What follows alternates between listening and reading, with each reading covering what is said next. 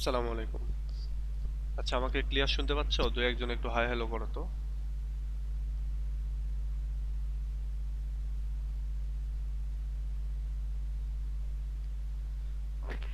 জি sir, শুনতে পাচ্ছি। জি sir, শোনা যাচ্ছে। আচ্ছা, থ্যাংক ইউ। দেখো, আমরা আমাদের সিলেবাস থেকে যদি দেখি, আমরা পড়তেছি হচ্ছে এই সরি এই as you like it, William শেক্সপিয়ারের এই রাইটিংটা অ্যাজ ইউ লাইক ইট। আমরা গ্রামার এই দুইটা পড়বো, পড়ার পরে আমরা একটু জাম্প করে অন্য একটা ইয়েতে যাব। আমরা ধরে এই উইলিয়াম ব্লেকের কবিতাতে চলে যাব, রোমান্টিক পোয়েট্রিতে। এটা আমরা জাম্প এই জন্য করতেছি যে আমাদের প্রত্যেকটা পার্ট থেকে যাতে একটা দুটো করে পড়া হয়ে যায়। কারণ ইন কোর্সের তো তোমরা জানোই যে খুব দ্রুত ইন কোর্সের ডেট দিয়ে দেয়, সেই জন্য আর কি। তো এই দুটো পড়া হয়ে গেলে আমরা এইদিকে যাব ইনশাল্লাহ। তো আজকে দেখো, আমরা আহ, আমাদের যে অ্যাজ ইউ লাইক ইট সেটার অর্ধেক গতদিনে পড়েছিলাম। আজকে আমরা হচ্ছে বাকি অর্ধেকটুকু পড়বো। দেখো, এই পর্যন্ত আমরা গতদিনে দেখেছি এবং এখানে আমি দেখেছিলাম যে আমরা আমাদের যে রোজালিন্ড, সে হচ্ছে টাসিস্টনকে সাথে করে নিয়ে এবং তার যে চাচাতো বোন শিলিয়া তাকে সাথে করে নিয়ে সে ফরেস্ট অফ আর্ডেনের দিকে গেছে। এবং যেই ফরেস্ট অফ আর্ডেনে অলরেডি তার যে বাবা ডিউক সিনিয়র সে অবস্থান করছে, এমনকি তার যে হচ্ছে লাভার অরল্যান্ডো সে ওইখানে অবস্থান করতেছে। তো ওই জায়গাতে সে গেছে, হচ্ছে তারা গেছে শিলিয়া এবং রোজালিন তারা ছদ্মবেশ ধারণ করে গেছে। তো এখানে দেখো, এখানে যাওয়ার পরে তাদের সাথে টাসিস্টন যে কোর্ট ফুল তাকে সাথে করে নিয়ে গেছে। এখানে যাওয়ার পরে ওই হচ্ছে ফরেস্ট পার্ডেনে তাদের সিলভিয়া এবং কোরিন্থ নামে দুজন হচ্ছে লোকের সাথে দেখা হলো। আহ, সিলভিয়া এবং কোরিন্থ হচ্ছে এই young man and old man. একজন হচ্ছে ইয়াং ম্যান এই সিলভিয়াস, আর আরেকটা হচ্ছে কোরিন হচ্ছে ওল্ড ম্যান। ইমার্সড অ্যাজ, আচ্ছা, engaged in a dispute about লাভ, এবং তারা ভালোবাসার বিষয় নিয়ে আর কি তর্ক করতেছিল। When Rosalind and Celia discover that Corinth has no food to give them, they decide on a whim to buy the cottage, pasture and folk that he mentions for sale. এবং তারা তখন ডিসিশন নিল যে কোরিন্থের যে বাড়িঘর তার হচ্ছে মানে রাখালের যা থাকে ভেড়া গরু এগুলো এগুলো সব কিনে নিতে চাইলো, মানে কিনে নেওয়ার সিদ্ধান্ত নিল সাডেনলি আর কি। কারণ কোরিন্থ অলরেডি ঘোষণা দিয়েছে সে এটা বিক্রি করবে। তো দেখো, এবার বলতেছে যে Jack returns after a long absence to Duke Senior and describe a fool he met in the forest. Jack সে অনেক দিন পর রিটার্ন করেছে, অ্যাবসেন্স টু ডিউক সিনিয়র, অর্থাৎ ডিউক সিনিয়রের অ্যাবসেন্সে সে অনেক দিন ধরেই ছিল না। তো সে আবার রিটার্ন করেছে এবং রিটার্ন করে আসার পরে সে এবার ডেসক্রাইব করতেছে যে এ fool he met in the forest, অর্থাৎ ফরেস্ট অফ আর্ডেনের ভিতরে একজন ফুলের সাথে তার দেখা হয়েছে, মানে ওই যে টাসিস্টনের সাথে। Orlando rudely interrupts their conversation and requiring food and thinking that he must act savagely in the savage forest, demands that they give it to him. Orlando এবার রিউডলি ইন্টারাপ্ট করলো এই কথাটার মধ্যে, তাদের কনভারসেশনের মধ্যে, এবং সে বলল যে তার খাবার দরকার এবং সে চিন্তা করতেছে যে অবশ্যই ওই লোকটা স্যাভেজলি আচরণ করতেছে এই স্যাভেজ বা বন্য ফরেস্টের ভেতরে, এবং demand that they give it to him, এবং সে ডিমান্ড করতেছে, সে বলতেছে যে এই খাবারটা তারা ওই লোকটাকে দিবে, ওই যে ফুল সে ফুলকে দিবে। He is met with a warm invitation by Duke Senior to join their meal. He is meet না he meet আর কি। He met with warm invitation অর্থাৎ অরল্যান্ডোকে দেখলো হচ্ছে আমাদের ডিউক সিনিয়র, এবং সে দেখে সে অরল্যান্ডোকে বললো তুমি আমাদের সাথে একসাথে খাই আসো, মানে উপস্থিত দাওয়াত যেটা বলে সেরকম একটা দাওয়াত দিল যে আসো একসাথে খাই। and briefly departs their tribe Adam, who was weak and hungry, so that he too may join, এবং হচ্ছে briefly departs to retrieve Adam, এবং সে অল্প সময়ের জন্য একটু চলে গেল অ্যাডামকে নিয়ে আসার জন্য। অ্যাডাম হচ্ছে অরল্যান্ডোর বাড়ির পুরনো কাজের লোক, তাকে সাথে করে নিয়ে সে বনের মধ্যে চলে আসছে আর কি। সে একটু সময়ের জন্য গেল এবং অ্যাডামকে নিতে গেল, কারণ অ্যাডাম হচ্ছে একটু দূরে ছিল এবং অ্যাডাম অত্যন্ত অসুস্থ হয়ে পড়েছিল এবং খুবই দুর্বল হয়ে পড়েছিল। সুতরাং সে হচ্ছে তাকে নিয়ে আসতে গেল এবং বলল যে সে জয়েন করতে পারে কিনা, এরকম একটা রিকোয়েস্ট। আচ্ছা, এই জিনিসটা একটু ক্লিয়ার করি, এখানে তোমাদের ক্লিয়ার হবে না আমি জানি, এখানে খুবই ছোট করে দেওয়া আছে এটুকু তাই। তো এখানে যখন ডিউক সিনিয়র তারপরে আরো সবাই দুপুরের বা রাতের যখনকারই হোক খাবার খাবে, খাবার খাওয়ার আয়োজন করতেছে, তখন অরল্যান্ডো তো প্রচন্ড ক্ষুধার্ত।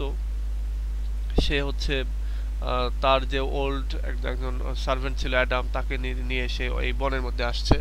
তো এসে সে খাবার খুঁজতেছে, ক্ষুধার্ত, খাবার পাচ্ছে না। তো হঠাৎ করে দেখে যে কিছু লোক এক জায়গায় খাবার খাওয়ার জন্য বসে আছে বা খাবার খাবে এরকম একটা ভাব। তখন এই অরল্যান্ডো ওখানে গেল, গিয়ে তাদের কনভারসেশনের মধ্যে গিয়ে সে বাধা দিল এবং সে ওখানে গিয়ে একটু জোর খাটালো বা তাদেরকে একটু ভয় দেখানোর ভাব করলো যে আমাকে খাবার দাও নইলে তোমাদের খবর আছে, মানে স্যাভেজলি এই কাজটা করলো সে।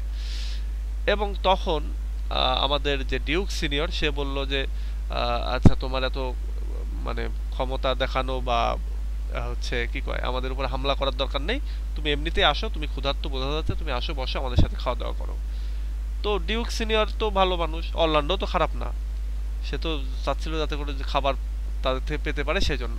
তো তখন অরল্যান্ডো একটু শান্ত হলো এবং সে বলতেছে আচ্ছা আমার সাথে আরেকজন আছে একটু দূরে, ও খুবই দুর্বল হয়ে গেছে, বৃদ্ধ মানুষ, তো ওকে নিয়ে আসি। তো বলছে যাও ঠিক আছে, তাকে নিয়ে আসে এবং তাকে নিয়ে এসে আমাদের সাথে খাবারে জয়েন করো। ঘটনাটা এই আর কি। At the court, Duke Frederick orders Oliver to bring Orlando to court within the year. রাজপ্রাসাদে ডিউক ফ্রেডারিক সে ওই যে অরল্যান্ডোর ভাই অলিভার তাকে বলতেছে তুমি 1 বছরের ভেতরে, মানে ওই যে বছরে আর কি তারা আছে, যে এই বছরের ভেতরেই তুমি অরল্যান্ডোকে আবার রাজপ্রাসাদে ফিরিয়ে নিয়ে আসো। In the forest, Orlando begins posting love poems to Rosalind on trees. আচ্ছা, এবার ওই যে বনের মধ্যে যাওয়ার পরে আমাদের অরল্যান্ডো সে তো লাভ সিকনেস কাজ করতেছে তার ভেতরে। হ্যাঁ, রোজালিন্ডকে ওই যে প্রথম দেখায় লাভ এট ফার্স্ট সাইট যেটা হয়েছে সেটার ফলে সে প্রচন্ড আবেগী হয়ে পড়েছে এবং এখন তখন তো ফেসবুক ছিল না, ফেসবুকে ভালোবাসার স্ট্যাটাস দেবে, তো সে কি করতো ওই লাভ লেটার লিখতো, লিখে লিখে গাছের গায়ের সাথে ঝুলিয়ে দিত বা কোথাও গাছের গায়ের সাথে আটকিয়ে দিত, এরকম করতো। তো এটাই বলতেছে যে পোস্টিং লাভ পোয়েম পোস্ট করতেছে টু রোজালিন্ড অন ট্রিজ, অর্থাৎ গাছের সাথে এগুলো আটকে দিচ্ছে আর কি। Privately, Shelia reveals to Rosalind that she knows Orlando to be the infatuated poet. এবং যখন শিলিয়া এবং রোজালিন্ড এক জায়গায় আছে তখন আর কি শিলিয়া বলতেছে রোজালিন্ডকে যে আসলে এই অরল্যান্ডো হতে পারে একজন ইনফ্যাচুয়েটেড পোয়েট, মানে ভালোবাসার প্রতি তার একটা ইনফ্যাচুয়েশন রয়েছে, সেরকম একজন কবি হইতে পারে, সে মন থেকে হয়তো বা এই কবিতাগুলো লিখে নাই, তার এখন এই মুহূর্তে ইনফ্যাচুয়েশন কাজ করতেছে, আকর্ষণ কাজ করতেছে। Soon after, Orlando enters and Rosalind, in disguise as a man named Ganymede, mentions the 3 poems to him. ঠিক কিছুক্ষণ পরে ওখানে অরল্যান্ডো আসলো, অরল্যান্ডো এসে বলতেছে যে মানে অরল্যান্ডো আসলে এসে ওখানে রোজালিন্ডকে দেখতে পেল, তো রোজালিন্ড ওখানে আসলে একটা ছদ্মবেশ ধারণ করে আছে, ছেলের ছদ্মবেশ ধারণ করে আছে এবং ওখানে সে নাম নিয়েছে গ্যানিমিড। তাহলে তোমাদের এরকমটা কোশ্চেন আসতে পারে যে ব্রিফ কোশ্চেনে যে রোজালিন্ডকে গ্যানিমিডকে, তো দুইটা একই লোক, হ্যাঁ একই হচ্ছে। এখানে গ্যানিমেড মানে পুরুষের নাম ধারণ করা হচ্ছে কারণ সে ছদ্মবেশ ধারণ করেছে পুরুষের, তাই mention the 3 poems two him. এবং রোজালিন তখন মেনশন করলো অরল্যান্ডোকে যে এই কবিতাগুলো কে লিখেছে, এটা তুমি লিখেছো কিনা বা অন্য কেউ লিখেছে কিনা, এরকমটা জিজ্ঞাসা করলো। When he admits to being their author, she offers to cure him of his love. She will pretend to be Rosalind and act as a despicable version of her. আচ্ছা, এখানে বলতেছে যে যখন জিজ্ঞাসা করলো রোজালিন যে এই কবিতাগুলি কার, কে লিখেছে, তখন অরল্যান্ডো বলল যে এগুলো আমি লিখেছি। তো বলতেছে আচ্ছা আমি হচ্ছে আমি পুরুষ মানুষ হলে সমস্যা নেই, আমি মানে মেয়ের বা রোজালিন্ডের চরিত্রে আমি অভিনয় করব বা ভান করব এবং সেভাবে তুমি তোমার যে ভালোবাসা সেই ভালোবাসাটাকে আমার উদ্দেশ্যে, বা আমি যেহেতু রোজালিন্ডের মানে প্রিটেন্ড করতেছি, তো তুমি রোজালিন্ড মনে করে আমাকে তোমার ভালোবাসার কথাগুলো জানাও এবং এইভাবে তোমার যে ভালোবাসার যে সিকনেস সেই সিকনেসটা চলে যাবে এবং তুমি ভালো হয়ে যাবে।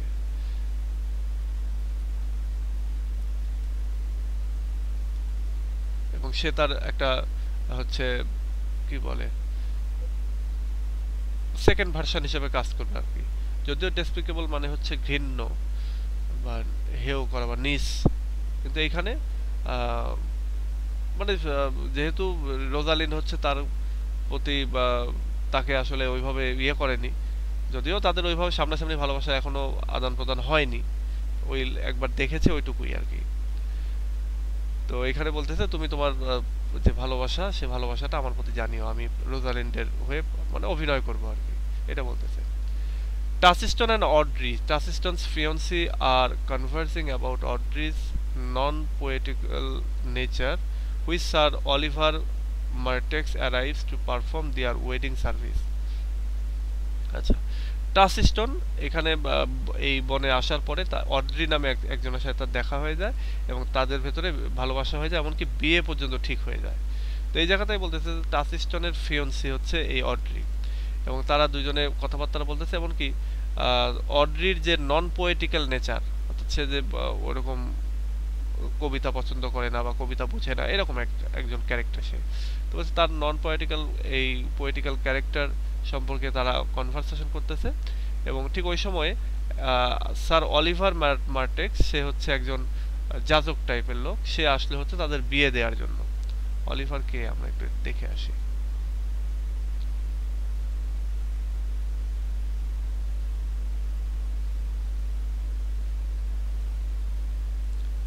এই কিউরেট, এই যে যাজক, sir Oliver মার্টেক্স।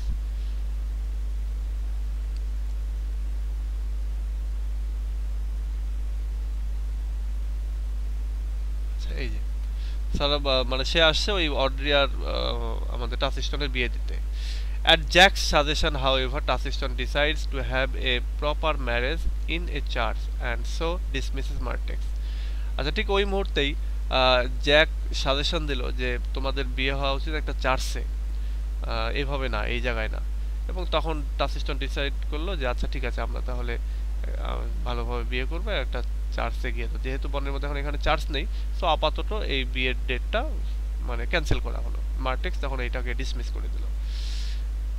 Corinne invites Rosalind and Celia to come witness an exchange between Sylvius and his lover Phoebe, in which Sylvius pleads with Phoebe not to scorn him and call her cold. আচ্ছা, কোরিন সে Rosalyn এবং শিলিয়াকে ডাকলো যে তোমরা আসো, দেখো একটা জিনিস, সেটা হলো যে সিলভিয়াস সে তার যে লাভার ফিবি তাকে সে ভালোবাসার কথা বলবে আর কি। এবং যেখানে আমরা দেখতে পাই যে সিলভিয়াস সে হচ্ছে ফিবিকে বলতেছে যে তুমি আমাকে আর অপমান করিও না এবং আমার প্রতি এরকম মানে বাজে আচরণ করিও না। When Rosalind, dressed as Ganymede, intervenes and attacks Phoebe with a slew of insult, Phoebe falls immediately in love with him. আচ্ছা, এরপরে রোজালিন্ড ওইখানে যেহেতু সে পুরুষের পোশাক পরে আছে, গ্যানিমেড নাম ধারণ করে, সে এখানে আসলো এবং ফিবিকে সে অপমান করলো যে তুমি এইভাবে তাহলে সিলভিয়াসকে এভাবে অপমান করো, এই সেই তুমি বাজে, এরকম আর কি, তাকে অপমান করলো। এবার এই ফিবি সে কি করলো, এই আমাদের যে রোজালিন্ড, এ যেহেতু গ্যানিমেডের ছদ্মবেশ ধরে আছে, তাকে দেখে তার প্রেমে পড়ে গেল। মানে যেহেতু মেয়ে কিন্তু দেখতে সে পুরুষের পোশাক আশাক পরে আছে, তাকে দেখতে অসাম লাগতেছে, তো সে তার প্রেমে পড়ে গেল। Orlando comes late to meet Rosalind as Ganymede. Orlando একটু দেরি করে আসলো এই রোজালিন্ড বা গ্যানিমেডের সাথে দেখা করতে, and she scolds him for his tardiness, এবং সে তার যে এই যে দেরি করা বা তার যে আলস্য, এটার কারণে তাকে একটু অপমান করলো বা একটু গালমন্দ করলো।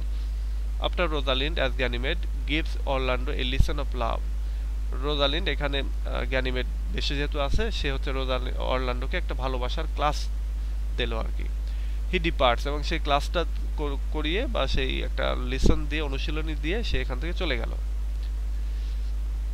নিয়ে আর কি সে চলে গেল। Soon after Sylvius arrives with a love letter that Phoebe has written for Ganymede. ঠিক এরপরেই হচ্ছে সিলভিয়াস সে একটা লাভ লেটার নিয়ে আসলো, যে লাভ লেটারটা ফিবি লিখেছে হচ্ছে গ্যানিমেডকে দেওয়ার জন্য। Oliver enters shortly after a after and gives Rosalind a bloody napkin sent to her from Orlando, who recently fought off a lioness. In order to save Oliver's life, Rosalind faints. আচ্ছা, Oliver এবার এখানে আসলো। Oliver হচ্ছে ওই যে অরল্যান্ডোর ভাই। তো Oliver এখানে এসে আসলো এবং এসে রোজালিন্ডকে একটা ব্লাডি ন্যাপকিন দেখালো, মানে রুমাল টুমাল এরকম কিছু একটা রক্তাক্ত, এবং দেখালো এবং বলল যে এটা হচ্ছে অরল্যান্ডো তাকে পাঠিয়েছে।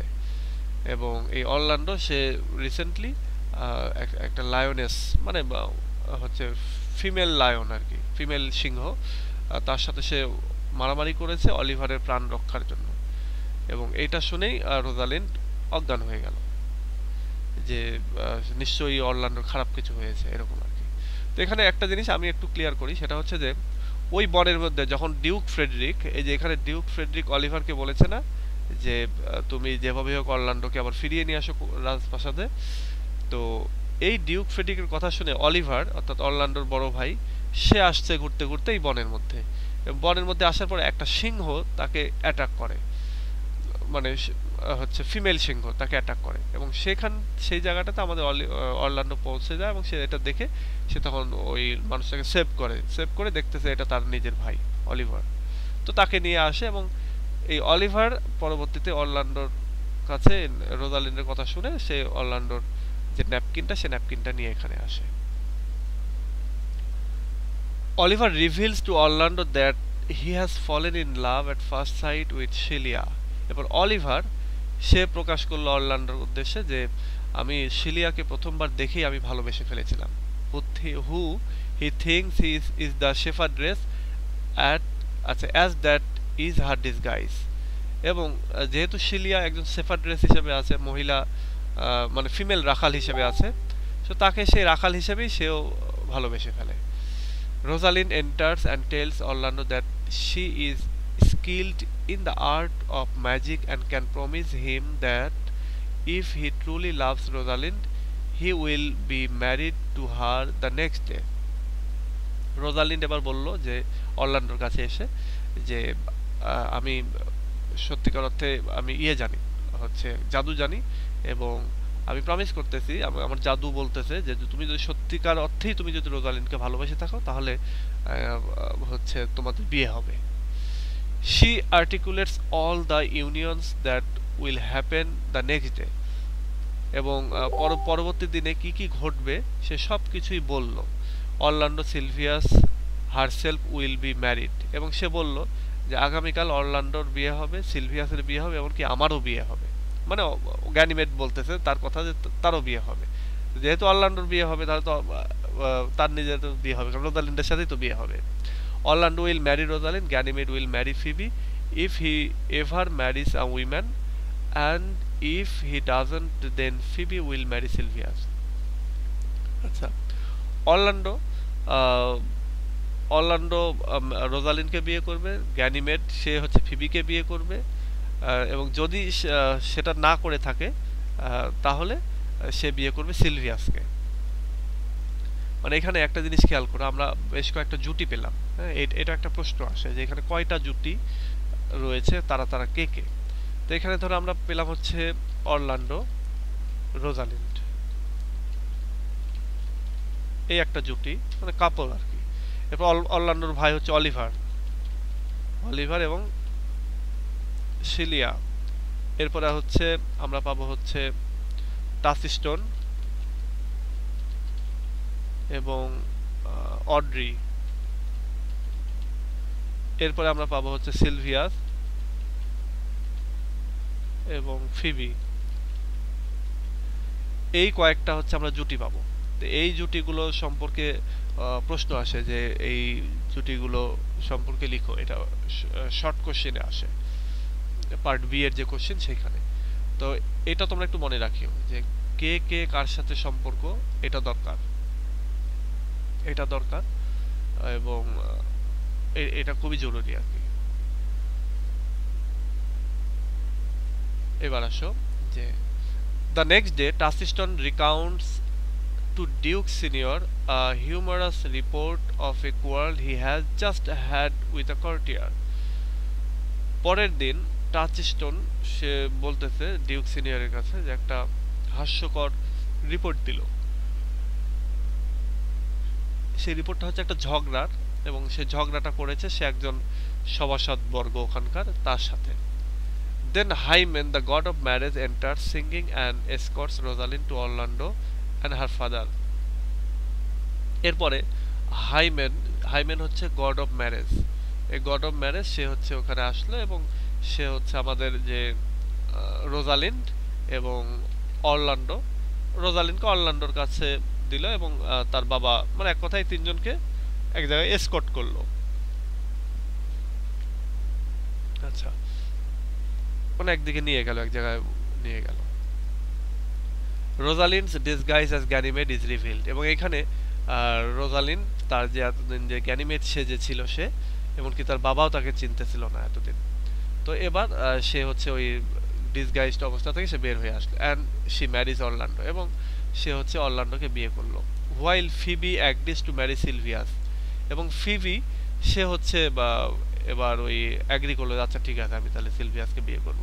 ফিবি এখানে ওই যে গ্যানিমেডের প্রতি আকর্ষিত হলো, গ্যানিমেডকে থেকে সে আর সিলভিয়াসকে বিয়ে করতে চাচ্ছিল না। যখন দেখলো যে গ্যানিমেড তো আসলে রোজালিন ছদ্মবেশে ছিল, তখন তাকে তো সিলভিয়াসকে বিয়ে করা ছাড়া কোনো উপায় নাই। Just then, Jack the Boys, Orlando and Oliver's third brother enters to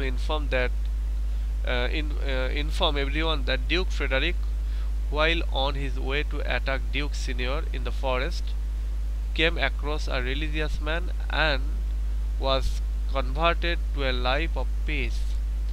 আচ্ছা, ঠিক ওই মুহূর্তে এরকম যখন একটা বিয়ে ভাব চলছে, ঠিক ওই সময় জ্যাক ডি বয়েজ হচ্ছে ওই যে আমাদের অরল্যান্ডোর যে থার্ড নাম্বার যে ভাই, 3 নম্বর যে ভাই, সে এখানে আসলো, এবং সে এসে ঘোষণা দিল যে ডিউক ফ্রেডারিক সে হচ্ছে ডিউক সিনিয়রকে ফরেস্টের ভেতরে অ্যাটাক করার উদ্দেশ্যে সে আসছিল।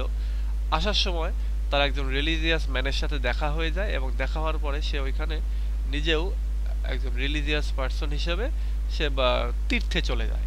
মনে হয় না যে তীর্থে বলতে ধরো ওখানে এসে তার মনে হলো যে আচ্ছা আমার ভালো হয়ে যাওয়া উচিত, বা রিলিজিয়াস ম্যানের কাছে বসে কথাবার্তা শোনার পরে সে আর কি বলতে পারো যে ওই যে আমাদের তাবলিগে চলে যায় না, এরকম তাবলিগে চলে গেল আর, মানে সে ভালো হয়ে গেল, খারাপ ছিল ভালো হয়ে গেল।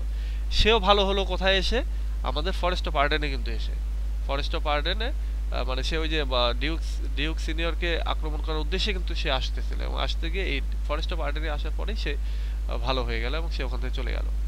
Duke Frederick has also decided to return his crown to his banished brother and restore all of his lands. Duke Frederick এবার এখানে যেহেতু ভালো হয়ে গেছে, সে সিদ্ধান্ত নিল যে সে তার ভাই যাকে সে নির্বাসিত করেছে তাকে ফিরিয়ে আনবে, তাকে রাজপ্রাসাদ ফিরিয়ে দেবে, এবং তার সমস্ত জমি জমা সব ফিরিয়ে দেবে। Duke Senior welcomes Jack the Boys and praises the fortune of the occasion. Duke Senior সে এবার জ্যাককে সে হচ্ছে ওয়েলকাম জানালো, এবং প্রশংসা করলো, মানে এক কথায় যে শুকরিয়া জানালো আর কি, যে এইখানে তার যে একটা ফরচুনেট অবস্থা চলতেছে, সৌভাগ্যর যে বিষয়টা এসে গেছে, তার ভাগ্যটা ভালো হয়ে গেল, সেই বিষয়টাকে সে মানে প্রশংসা করতেছে সেই বিষয়টা নিয়ে। He suggests that they continue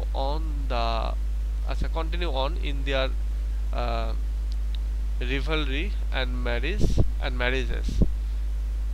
এরপরে সে বলল যে আমাদের ডিউক সিনিয়র বলল যে সে সাজেস্ট করলো যে আচ্ছা ঠিক আছে, আমরা এই যে সবাই নিজেদের ভেতরে যে নিজেরা যেভাবে প্রিটেন্ড করেছিলাম সেখান থেকে যে বের হয়ে আসতেছি, তো এরকম সে বললো যে আচ্ছা ঠিক আছে, সবাই সবার পরিচয় দেয়া এটা করতে থাকো, এবং বিয়ের যে আয়োজন করা হয়েছে বিয়েটাও চলতে থাকুক। Jack meanwhile announces that he will go join Duke Frederick in his new monastic lifestyle. Jack অর্থাৎ ওই যে জ্যাক ডি বয়েস সে আবার ঘোষণা দিল যে আমি ওই ডিউক ফ্রেডারিকের সাথেই যাব, তার সাথে আমিও তাবলিগে যাব, মানে বলতে পারো যে তাবলিগ টাইপের আর কি, এরকম সেও তীর্থে যাবে। The play finishes with an epilogue spoken uncharacteristically by a woman, in which Rosalind expresses her aim to conjure the audience. এখানে আমাদের যে নাটকটা, এই নাটকটা একটা এপিলগের মাধ্যমে শেষ হচ্ছে, এবং এপিলগ হচ্ছে বলতে পারো একটা উপসংহার। নাটকের শেষে যে বক্তৃতা দেওয়া হয় বা একটা কবিতা থাকে আর কি, সেই কবিতার মাধ্যমে এই নাটকটা শেষ হচ্ছে। এবং সেই কবিতাটা বলতেছে আনক্যারেক্টারিস্টিক্যালি বাই এ উইমেন, মানে একটা উইমেন যার পরিচয় আর কি এই ইয়েতে দেওয়া হয়নি এই গল্পের ভেতরে। এবং যেখানে রোজালিন্ড এক্সপ্রেস করতেছে তার যে হচ্ছে কনজিউর বলতে তার যে ভেলকি আর কি, হয় না যে তার যে মহিমা, সেই মহিমাটা সে এখানে এক্সপ্রেস করতেছে অডিয়েন্সের সামনে। তো এই হচ্ছে টোটাল স্টোরিটা। এখানে দুই তিনটা প্রশ্ন খুবই গুরুত্বপূর্ণ। এবারকার সাজেশনটা যদি আমি তোমাদেরকে দেখাই,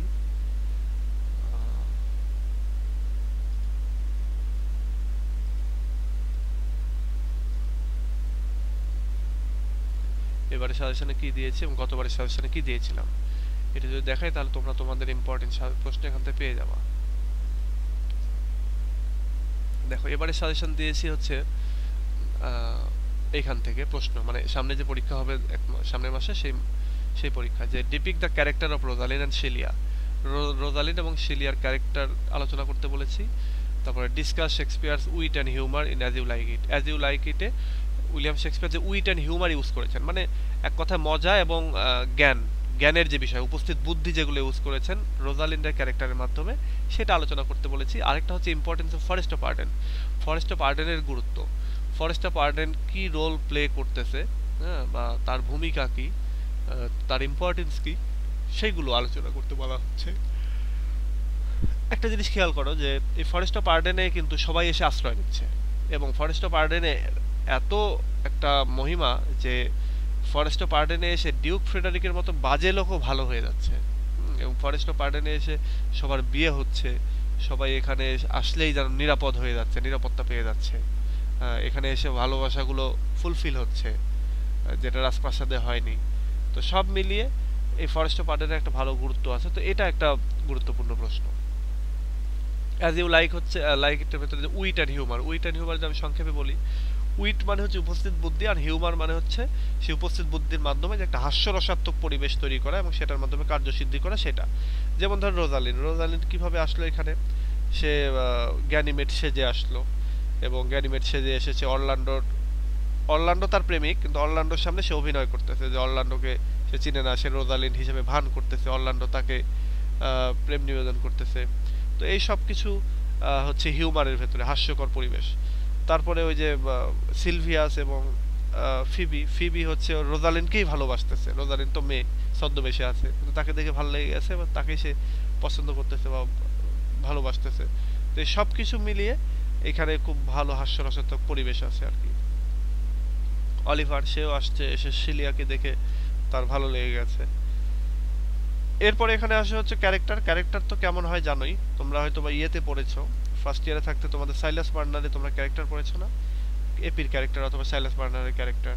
তো এরকম ভাবে ক্যারেক্টার এখানে দিয়েছি।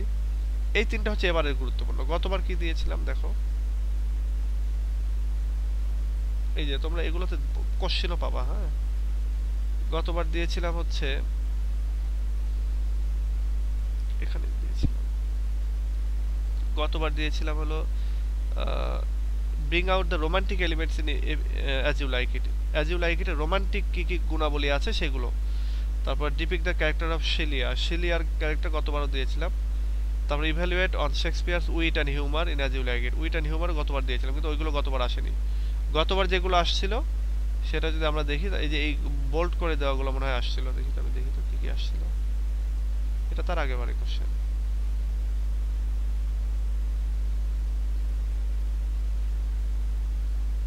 রোমান্টিক এলিমেন্ট, আচ্ছা রোমান্টিক কমেডি হিসেবে আসছিল।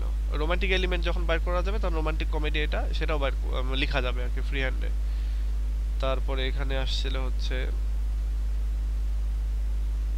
একটাই আসছিল, অ্যাজ ইউ লাইক ইট।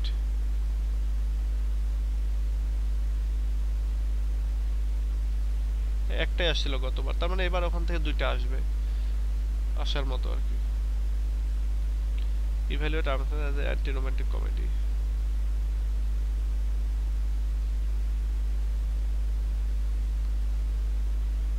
ও না, এটা বোল্ড মানে যে এটাই আসছিল তা না, আমি জাস্ট এখানে হয়তো অন্য কোনো কারণে বোল্ড করা আছে।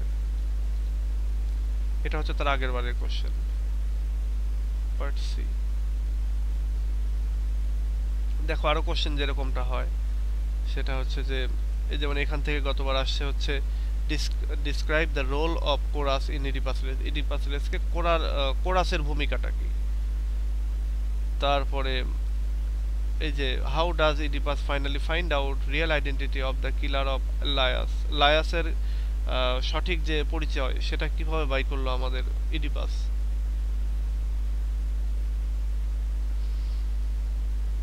তার আগের বার যেটা আসছিল এখান থেকে যে Oedipus Rex as a tragedy, এটা এবার যদি না আসে তোমাদের জন্য ইম্পর্টেন্ট হবে এটা। তারপর comment on dramatic irony used in Sophocles Oedipus Rex. Oedipus রেক্সের ভিতরে যে ড্রামাটিক আইরনি এগুলো আমরা পাবো আর কি।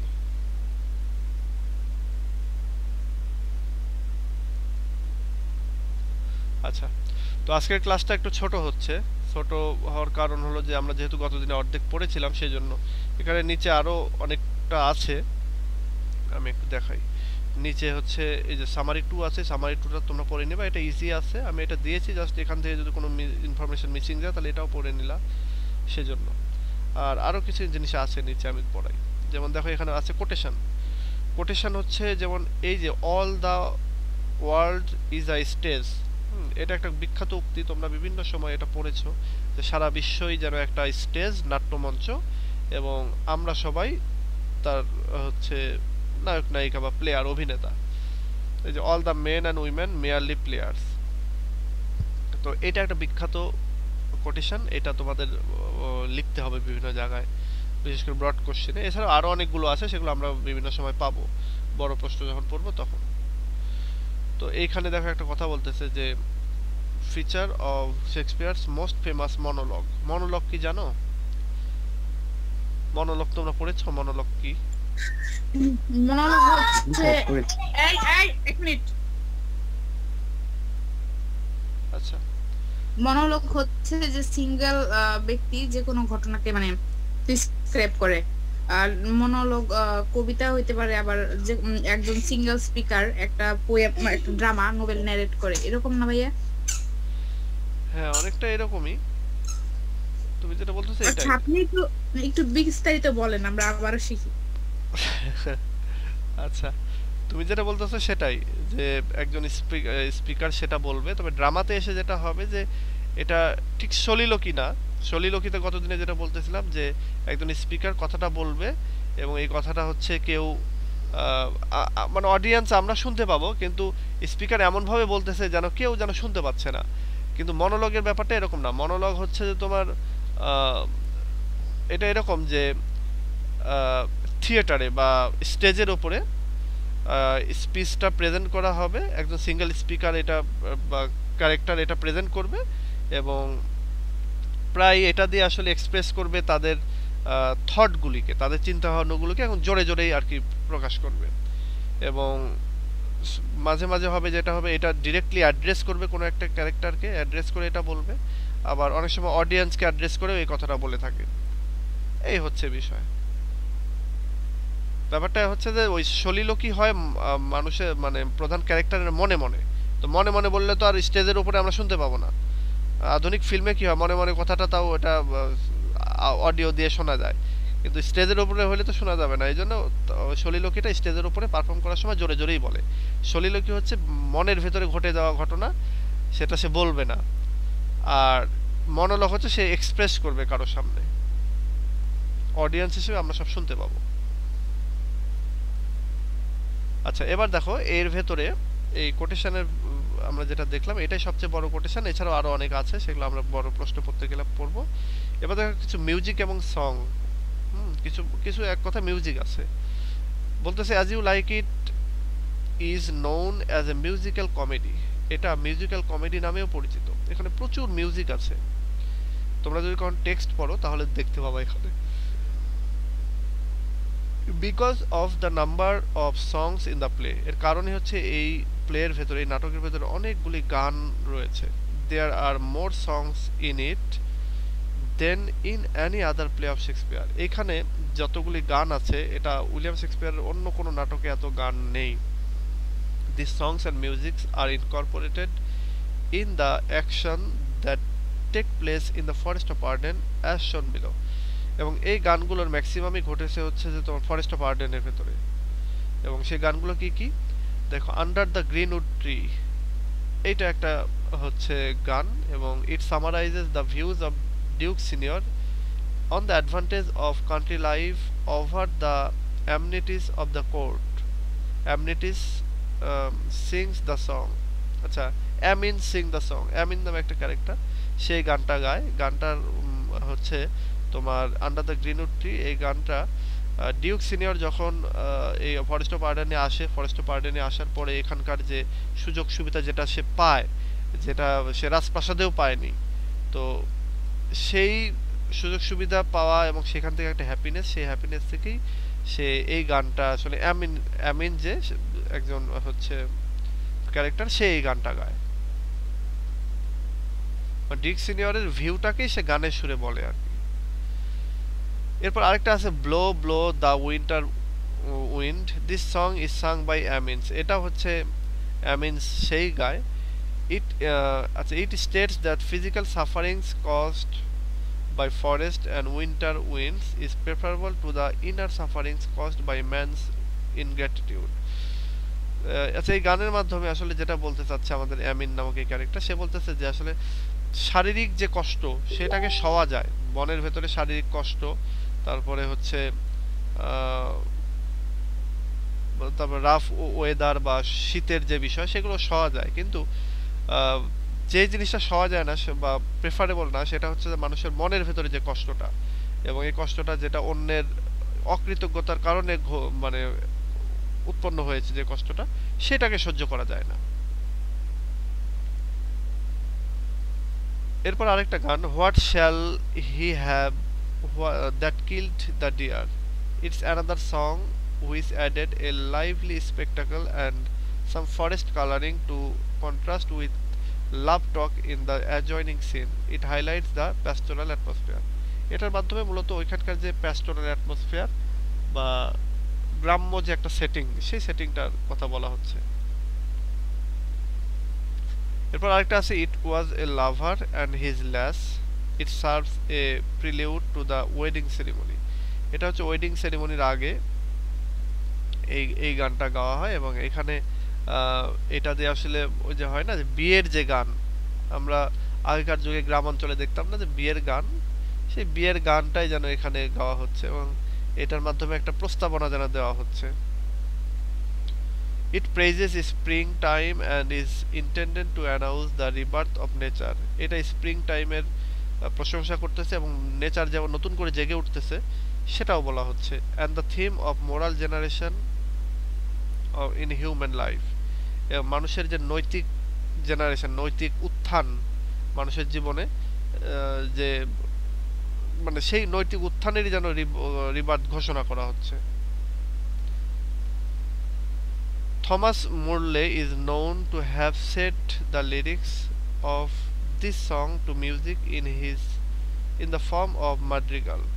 আচ্ছা, এখানে এই পর্যন্তই আসলে যে এই কয়েকটা গান রয়েছে এখানে, এবং এই গানগুলো কোনটার মাধ্যমে কি বোঝানো হচ্ছে, যদিও এগুলো পরীক্ষার জন্য অত গুরুত্বপূর্ণ না, তারপরে অনেক সময় এটা শর্ট কোশ্চেনে দিয়ে দেয় পার্ট বিতে, যে এখানে যে সংগুলো রয়েছে সংগুলো সম্পর্কে আলোচনা করো, describes the songs and music in as you like it, তখন এই যে এইভাবে আলোচনা করতে হবে। আচ্ছা, তো এই হচ্ছে আলোচনা টোটাল। তোমাদের কারো কিছু যদি বলার থাকে বলো। আজকে ক্লাসটা ছোট হলো, মাঝে মাঝে এরকম হবে যে কোনো ক্লাস হয়তো একটু ছোট হয়ে যাবে, কোনোটা আবার দেখা যাচ্ছে যে অনেক বড় হবে।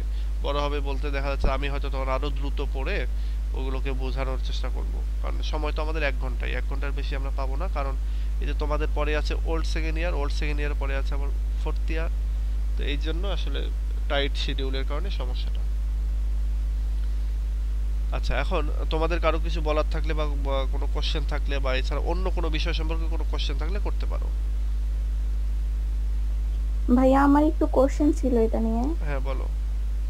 এই যে এখানে যে ফরেস্ট অফ আর্ডেনে আসার আগে কি রোজালিন্ড আর অরল্যান্ডোর কি প্রেমটা হয়েছিল নাকি হচ্ছে হ্যাঁ এইটা ফরেস্ট অফ আর্ডেনে আসার পরে? না, এটা আগেই হয়েছিল।